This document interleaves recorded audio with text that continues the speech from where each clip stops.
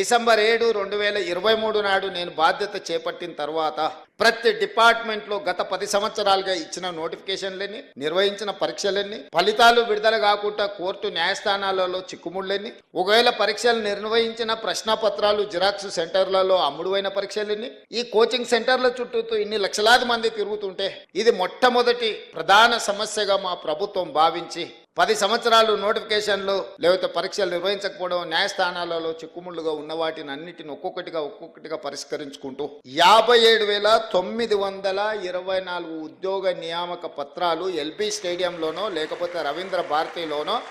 ఏ పిల్లలకైతే ఉద్యోగాలు వచ్చినాయో వాళ్ళ తల్లిదండ్రులతో సహా అందరిని పిలిచి నేనే స్వయంగా ఒక సంబరాన్ని వాళ్ళు ఆస్వాదించే విధంగా వాళ్ళ జీవితంలో ఒక మరుపురాని గొప్ప అనుభూతిగా నిలబడాలి, వాళ్ళందరినీ నేను చూడాలి, వాళ్ళందరి కళ్ళల్లో సంతోషం ఆనందం చూస్తే మేము నిజంగా మా లక్ష్యాన్ని చేరుకున్నట్టే అని చెప్పి ఏ నియామకం కూడా యథాలాపంగా మీ ఇంటికి కాల్ లెటర్ పంపలే. మిమ్మల్ని అందరిని కూడా పిలిచి మీ కుటుంబ సభ్యుల మధ్యలో మిమ్మల్ని మా కుటుంబ సభ్యులుగా భావించి అది ఎల్బీ స్టేడియంలోనో లేకపోతే నక్లెస్ రోడ్డు మీద ఉన్న అంబేద్కర్ సాక్షిగానో లేకపోతే రవీంద్ర భారతిలో మీ మధ్యలోనే మీకు నియామక పత్రాలు ఇచ్చినాం.